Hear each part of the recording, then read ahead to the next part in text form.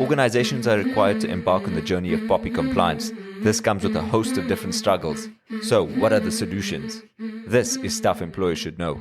Welcome to Stuff Employers Should Know, proudly brought to you by LabourNet, management's ultimate HR solution. Hey, it's Yasser Yaslakat Ismail, audio producer and part-time host when Mr. BGD isn't here. Welcome to another episode of Stuff Employers Should Know. Today I'm joined in studio by our team of information compliance experts, and they'll be taking us through the struggles and solutions when it comes to POPI. Hi, I'm Samantha Walker, the National Information Compliance Manager here at LabourNet. And joining me in studio today to discuss the solutions and struggles of POPI is two of my team members.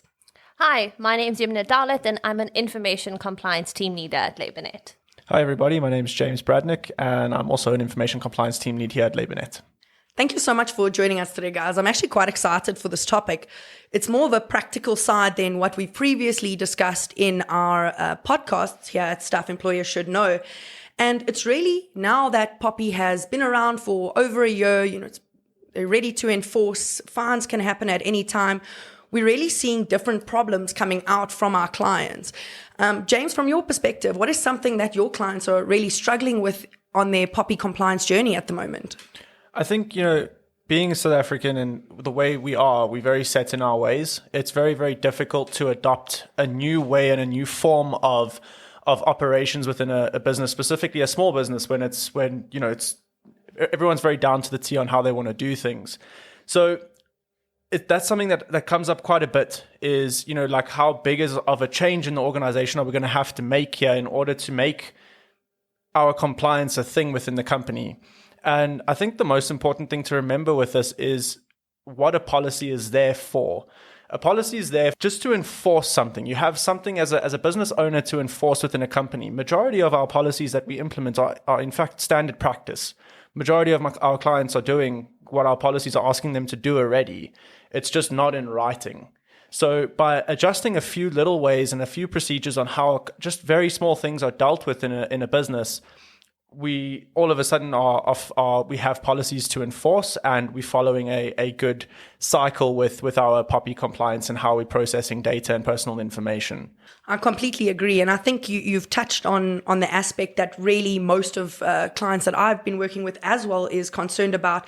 And it's really this formalization of data procedures within organizations. As you've mentioned, most of our larger clients had best practice in place. This is just formalizing it so that we can comply with the legislation and then possibly enforce disciplinaries down the line. However, there's also a faction of our clients, though, that are very surprised by best practice, and they are going to have the biggest changes. I think it's, businesses that have started off on the incorrect foot from the start and have grown in that kind of way. So now all of a sudden, to have this big change of, we have to retain documents for a certain period of time and then we have to destroy them after that, it can be a little bit much. But, if you're working with a consultant that's willing to deal with every little bit of it and hold your hand through that whole process, it becomes a lot easier. It's really not as daunting as many people feel that it is. Is there any advice you can give to our listeners if they're a little bit worried about the whole formalization and really taking this forward? Anything you could give them to make the journey a little bit easier? Express your concerns with one of the consultants, chat to them about it, and ask the consultant to kind of run you through not necessarily just the procedure, but why the procedure is being in place. I think as soon as you take into consideration why we need to follow those processes and those steps, it's a lot easier to kind of implement it, because we can say, okay, cool, we should be doing this, whether POPI's around or not, because of X, Y, and Z. Here's the reasons why. 100%. I think without POPI being here, I would still recommend proper data procedures to be in line with international best practice. Data is the new oil. We have to protect it. We have to have things in place for it. So now we've touched on the formalization, and one of those aspects is really once we formalize a policy, if they're breached, we can really move into disciplinary hearings. So Yumnah, can you maybe speak to us? What are some of the struggles our clients are having with getting their staff on board, or things they should necessarily watch out for? Well, Sam, getting staff on board is one of the biggest ways to actually help your company adapt and ensure that compliance happens all the way down from management right down to your blue collar workers, your factory workers. And it's really all about training. And when we speak about training, a lot of people think that it's a once-off approach. We can just let them know what they need to do when we're done. But that's not it. There needs to be awareness around POPI itself. People need to understand why it's there, what we're trying to achieve with the act itself, not just as a company. And then from there, really simmer down into, based on the act, this is what we're doing within our company, and this is why it's going to help us be compliant. And if we can have that awareness training, and not just at the beginning, not just when you implement, but have it continuously, remind your employees that this is what's expected of them. And at the same time, remind them of the consequences that actually come with not complying with the rules. Because ultimately, having policies in place, as my colleague said, all of those really puts the standards in place within a company that needs to be followed by employees. And when they don't follow those standards, don't follow the rules, when they've been made aware continuously, that can ultimately lead to disciplinary action. And it's important that we take that disciplinary action, because a small breach from an employee could lead to a massive data breach and massive consequences within a company. I think what you've touched on now with the disciplinary action is something that our clients, whether they're employers or employees, really need to understand. POPI is not a joke. It is serious. So if these policies are breached, you could necessarily be dismissed for doing that. So we're not only looking at what you have to do in your job now. There's an extra layer required from every employee in this country in order to protect POPI. And what employees need to be careful of here is the volume of policies that is going to come. A lot of changes have happened with POPI. James, maybe you want to speak to us about how much, we really look at what is the volume, how can that be easier for clients and necessarily maybe employees? How do they really ensure that they're complying with those? So this is in fact a topic and discussion that I've had with a few of our clients is, why is there so many different policies that we're trying to implement into the organization? Can't we just, put them all together and do one or two policies? And the truth is we can do that, but there's reasons why we don't like doing that. So let's say, for example, we look at phase 1, which is where we tackle consent with our different kind of personal information inputs that we deal with, such as, suppliers, contractors, employees, clients, etc. I think, if I'm not mistaken, there's 8 different agreements that we tackle in that phase. Those we cannot combine. Those we have to keep them as individuals, and we need to tackle all the different individual parties that we are dealing with in our organization. There are justifications, as we've mentioned in other podcasts as well, that we can deal with, but we're very consent-driven at LabourNet, and the main reason for that is if you've got consent, you don't need to prove anything. If you're using a justification, you need to still prove as to why you're using that justification. It complicates the whole situation. Whereas if we just have consent, it flows over, it breezes over, and it's nice and easy. We know that we are covered. In terms of the policies, let's say we're tackling phase 2, which is where we mainly deal with our organizational policies of how we deal with physical hard copy documents, how we have control and govern access to certain portions of the building, etc., etc. We can combine all of those policies into an organizational policy or an organizational document protection policy, sure. The thing is, POPI is very new, and there's still going to be a whole lot of updates that are going to come out. And due to the fact that it is a principle-based legislation, as soon as more guidance notes come out on how to tackle certain portions of certain sections of policies that we are implementing, it's going to complicate updating policies within the organization, because now we've got version 2 of our organizational policy, but we've only updated one section. So in 1 year, we could be dealing with 17 different updates to just one single policy. It's going to be extremely difficult to track which sections have been updated to train on that section of that policy. Whereas if we keep them separated and we need to just make a small update to the password policy, we just pull up the password policy for a quick training session. We can train all the employees that this is what we have changed in this one policy. Does everyone acknowledge that? Everyone happy? Cool, moving on. Let's carry on with our day. It's much easier, and it streamlines the process a lot more to kind of just keep it spread out into multiple policies. The management of the policies is way easier. I think policy management, particularly in the POPI space, is extremely important. You've mentioned we're going to have legislation changes. Guidance notes are coming. So those updates, we need to track them. We need to have version control. Otherwise, we are going to struggle with what exactly our employees need to be complying with. And then you're going to battle, if there is any disciplinary action or it goes to the CCMA or Labour Court, you're going to struggle with what version to put before those forums so that they actually know what to judge those employees off of. We often get these complaints of the volumes of policies and, a client may have 24,000 employees to send that out to. However, continuous policy training is a good practice. So in any event, as you're updating, you have to retrain. And if you want your staff to really comply with your policies, it needs to be refreshed continuously. So also don't just implement these policies and stick them in a cupboard. You need to live these policies. Policies dictates procedures and standards. We need to live by them every day, because the moment those standards start slipping, that's when we're going to see clients go into a non-compliant state, which is obviously very, very serious, and actually brings me nicely to my next question. Yumnah, speak to us about the seriousness of POPI, because I think from my perspective, a lot of people I'm speaking to, it's really a joke to them. No one wants to deal with it. They're not understanding really the consequences of it. So maybe if you can touch on that for us. Sure, Sam. I actually saw a quote the other day and it said, if people don't buy into the challenge, they won't buy into the solution. And I think that's a massive issue that we're having with POPI, is that people have seen it as just legislation that's come in, and if we're not compliant, these are the consequences. But it's so much more than that. People are afraid of POPI, and I guess that's why everybody's ran to comply, because we know that there's administrative fines, there's criminal sanctions ahead for non-compliance.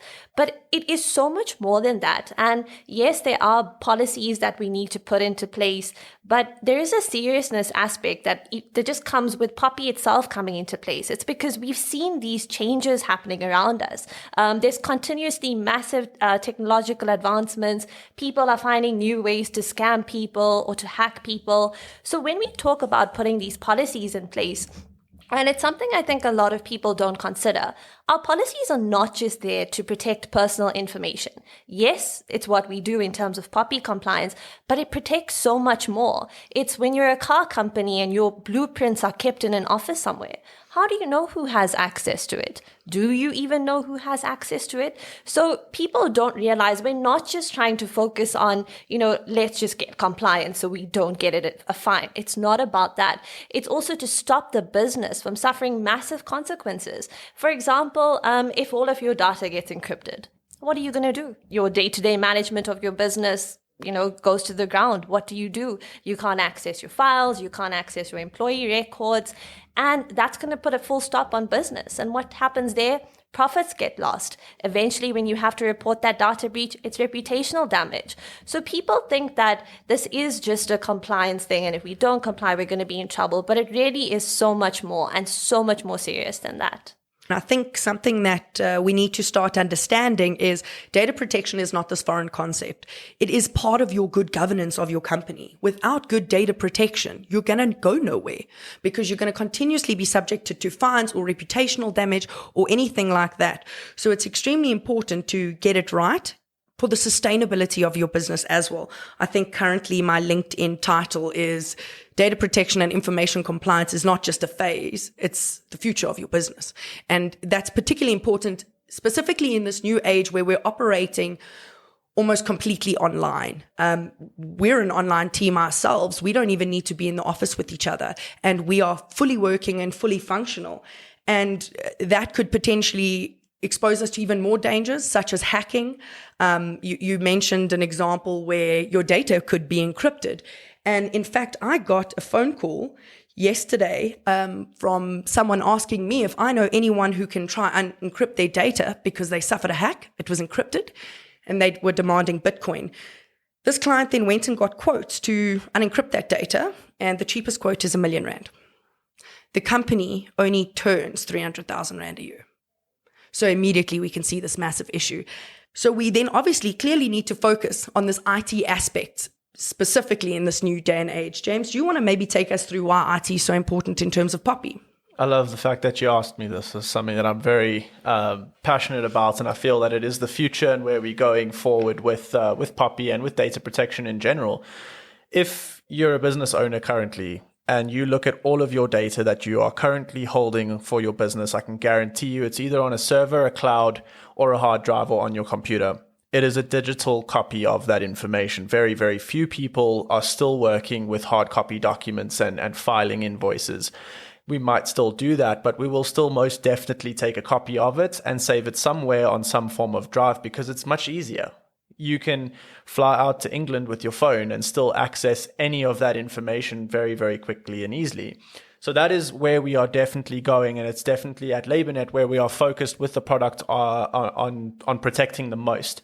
Because if your digital information, your digital data that you are storing is not protected, it's also the easiest way for hackers to obtain it. And because of the POPI Act coming into play and GDPR and data protection in general, data has now become an asset. It's become valuable. And the more strict everyone gets with information, the more valuable that information becomes. And the more valuable it becomes to the individuals as well. You're as a business owner, that information is your business, essentially. Your clients are your business. So by protecting that information internally and ensuring that you have the correct firewalls, antiviruses, and etc., server protection, encryption, all of that implemented, and the more we protect information in general, the more valuable it becomes. So information now is becoming more and more valuable, and more people want it because they can sell it for more. You know, we've got call centers that are not perfectly legal that would pay big money for that information. I think exactly what you've just said about data being a valuable asset, that is what everyone needs to understand. And I mentioned earlier, data is the new oil, and it really, really is. What we need to really comprehend, and what I often hear from clients is they say to me, my data is not valuable. Who's going to want my data? And the problem is your data may not be valuable to me necessarily, but it's valuable to you. And that is why hackers come for your data, because they know you need your data to operate. They know you need to protect your data because you need it obviously to run your business and to protect your reputation. If your data wasn't valuable to you, no one would be hacking anyone. If you look, they don't do anything with your data. They threaten to expose the data. That is what these big hackers do. So they know it's valuable to you. So the more you can protect your data in this area, the less data breaches, for example, you may necessarily suffer down the line. We have touched on data breaches before in podcasts. I believe me and Chanel discussed it in our last one. However, what is the importance now of linking IT to these data breaches? Is there any correlation here? Now that POPI has become a thing, there's now fines. There's consequences for not following the correct practices in terms of protecting information, which once again pushes the value of that information up even more, because now you're trying to avoid not only reputation, but also fines and actual consequences for the company. So the best way for a hacker to kind of threaten a company by using, fines and different regulations in order to get money out of you is to threaten you with a data breach. We can expose all of your information. We have got hold of all of your information, and we can expose how you haven't been protecting it, how easy it was to hack that information, which will push the consequences up even more. So now you kind of put in a bit of a sticky situation. Do you want to face the information regulator, or do you want to rather just kind of get out of this breach that you've had and keep it down low so you can report it the correct way and handle it the correct way, and you take control of the situation? So it's extremely important to ensure that you implement correct and very up-to-date and modern IT practices within your organization, because if you don't, the consequences can be great. So Yumnah, James has touched a little bit on the IT and data breaches. Is there anything you want to add here before we move on? Well, Sam, James touched on a lot about data breaches within a company, but that's not the only time a data breach can occur. A lot of people say, oh no, we have all the systems in place, nothing can happen, we're so secure. But we don't think about those third parties that we actually hand our data over to. Do they actually have the processes in place? Do they have the security safeguards in place to ensure that our data is looked after the same level that we're looking after our data? Because remember that if an operator has a data breach, it's still going to cause reputational damage to your company. And I think a lot of people don't look at that aspect, which is something we really need to consider. And that just shows the need to invest your time and effort, and not just money in terms of software or IT, but time and effort as well, to ensure that the stakeholders that we're dealing with also have the same safeguards in place that we've put in. We really need to be keenly aware of who we are sharing our information with and what they have in place to protect it. Because as you mentioned, we suffer the consequences. And in fact, the last 3 data breaches I've assisted in reporting to the information regulator was not our clients that breached. It was our clients' operators. So we must make sure we've got those operator agreements in place and we are holding them accountable to the high standards that POPI requires in terms of data protection and ensuring they have security measures in place. Now, this makes it a long-term project, does it not? Because we are continuously trying to avoid data breaches, continuously updating measures, as James has mentioned, in terms of IT things. So is POPI really a checklist approach? Can I implement this month and be done next month? No, Sam, and I really hate when people tell me we're busy with this project where we're trying to become POPI compliant. It's not a project. It's a program. It's something that needs to be managed. Yes, we implement a bunch of policies. Yes, we train our staff, but it's not a once-off approach because everything's changing. Legislation's changing. Technology's changing. But your company is also changing. When you move head offices and you hire 300 new people, processes within your company needs to change.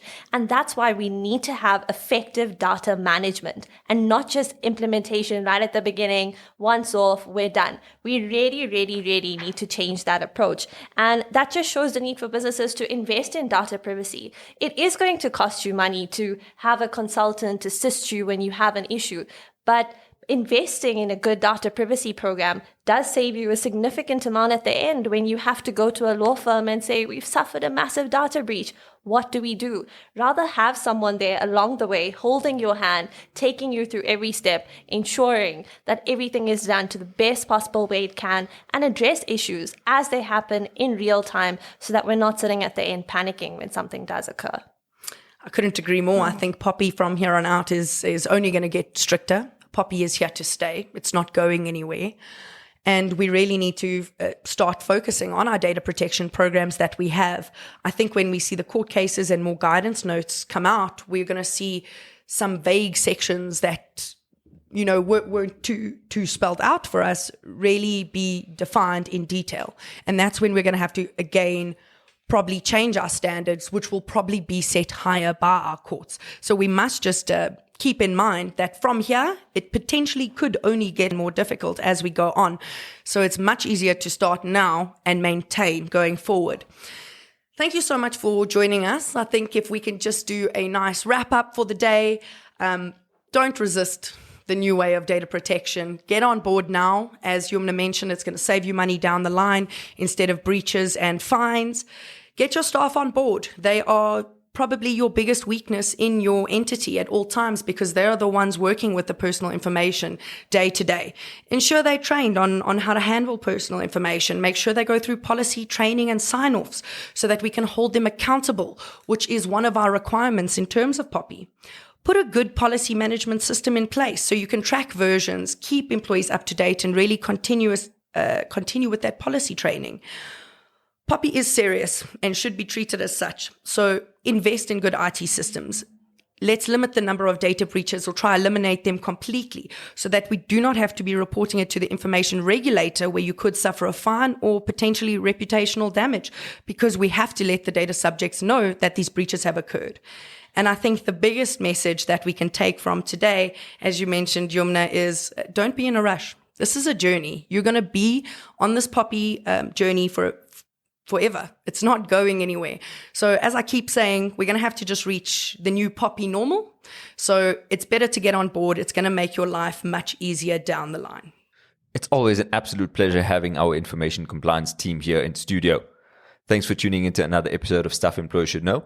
If you want to give us any feedback or just get in touch or let us know about any topics that you'd like us to discuss, please send us an email on sesk@labornet.com. Or if you want to get in touch with our information compliance team, You can refer to their email addresses in the description below. Till next time, cheers. Stuff Employers Should Know was proudly brought to you by LabourNet, management's ultimate HR solution.